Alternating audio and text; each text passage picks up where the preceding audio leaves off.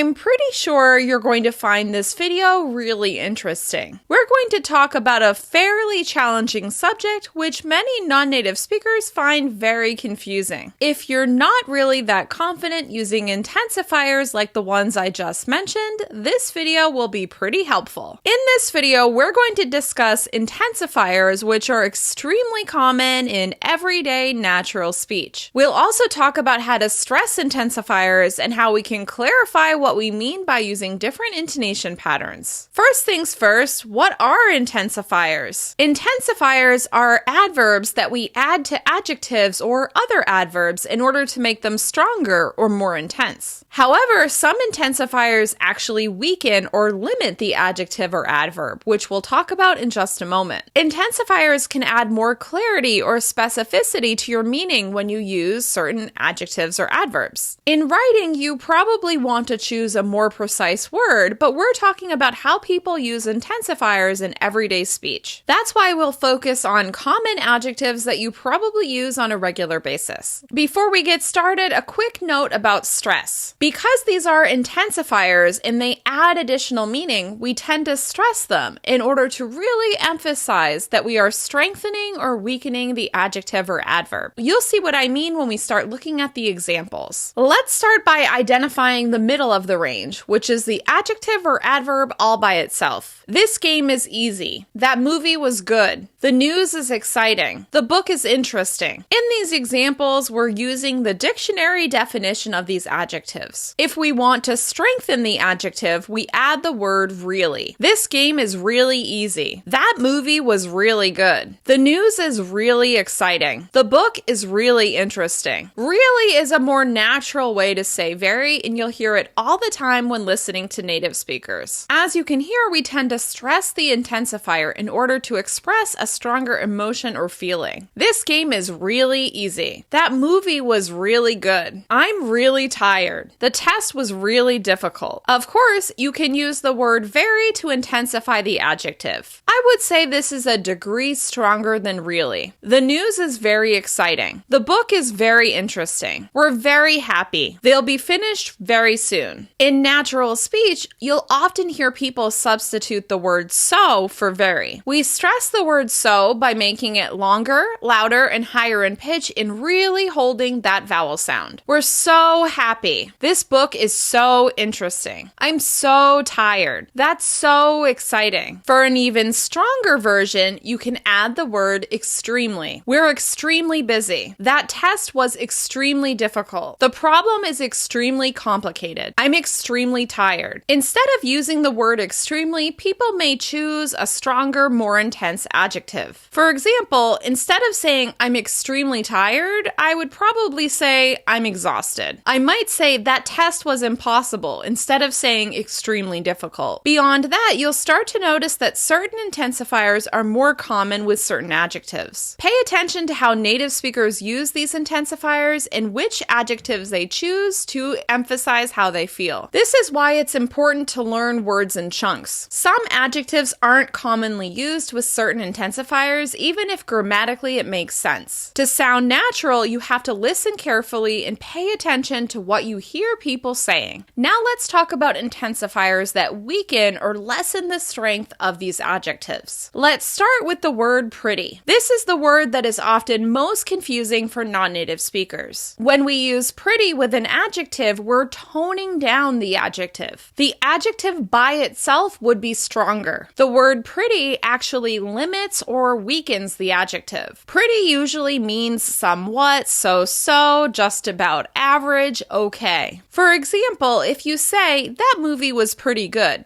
you're saying it's okay. You're basically expressing a non-committal attitude. You're either hesitating about giving a negative opinion or you're just not interested in being too enthusiastic. If you're trying to give someone a compliment, saying that it's pretty good can actually make them feel like they could have done better. If you say, I'm pretty happy, It can sound like you're not 100% certain that you're actually happy. Same thing with, I'm pretty sure this is the right way. This doesn't make me feel confident that you know this is the right way. If I say something is pretty common, it may not be that common. Of course, context matters, and your intonation will help clarify your meaning. There's a big difference between saying, that's pretty good, with intonation that expresses hesitation, or that's pretty good, with intonation that expresses more enthusiasm. On top of that, this word is tricky because we often use pretty for effect in order to understate or downplay how we actually feel. If you say, that test was pretty easy, you may be trying not to insult the person who made the test by saying something like, that test was ridiculously easy. Or you may not want to make the other person feel bad if they thought the test was difficult. If you've just given someone amazing news, and they say, that's pretty exciting with a big smile on their face, they're probably understating how they actually feel. Maybe they don't want to show off how they feel because someone else might feel bad, or they're making a joke because we both know that they actually feel overjoyed. Or if someone says to me, wow, you must be exhausted after all of that travel, and I respond, yeah, I'm pretty tired, I'm basically restating the obvious and downplaying how tired I actually feel. If you hear someone use pretty in this way, consider all of the other information you got during the conversation to interpret what they mean. For example, when we add pretty for effect, it will sound something like this. That's pretty cool. That's pretty interesting. That's pretty exciting. As you can hear, my intonation is different than the versions where I'm hesitating. That's pretty good. I'm pretty sure. That's pretty difficult. Once again, intonation matters. We often use the word kinda, the reduction of kind of, as well as the word sorta, the reduction of sort of, in casual speech in order to express the same meaning as pretty. But I want you to remember that these words aren't very precise and they sound a little non-committal. You want to use them in appropriate situations, probably not in professional or academic situations, and definitely not in writing. Next, let's move another step down and talk about the word fairly. You'll hear fairly from time to time, although I think the other intensifiers are more common. Fairly also means so-so or somewhat and limits the adjective. We often use the word fairly when we don't want to scare the person. It's an example of hedging, or when you don't want to state how you feel directly for whatever reason. For example, you might say, the test was fairly difficult, or the problem is fairly complicated, or I'm fairly certain that we're going to finish on time. I think fairly sounds a little more formal than pretty, so you'll probably hear it in more professional situations.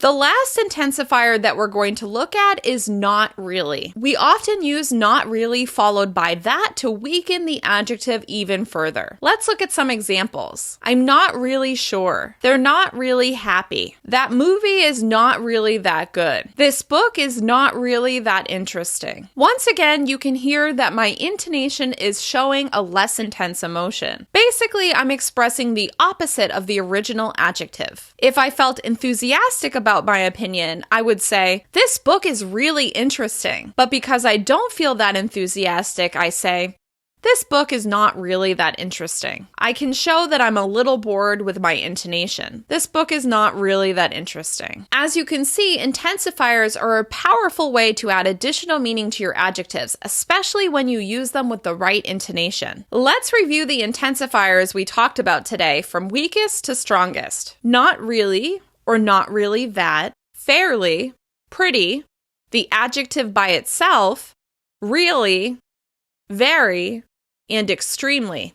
Of course, there are many more intensifiers that you'll hear people using. Try to identify how the person feels by paying attention to the context and the emotion they're expressing through their intonation. Notice which intensifiers you hear with particular adjectives and take notes. There aren't any strict rules, but you'll start to notice patterns that will help you use them more naturally. Here are a few more examples. We're absolutely thrilled. The meal was completely ruined. He was seriously injured. The campaign was highly successful. You can always search Google to check and see if these adjectives are commonly used together. Here's a trick. Put the words together inside quotation marks. This tells Google that you want to look for the two words together. And remember, be careful about how you use pretty when giving someone a compliment. Be sure to choose the intensifier that best expresses your meaning. For more practice, try using one or more of these intensifiers in an example in the comments. I'll be sure to let you know how you did. Once again, I'm Kim from EnglishWithKim.com. I'm your guide to the essential communication skills you need to sound more natural in English. If you like this video, please give it a thumbs up and share it with a friend. Be sure to hit subscribe if you haven't already. Have a good one. Goodbye.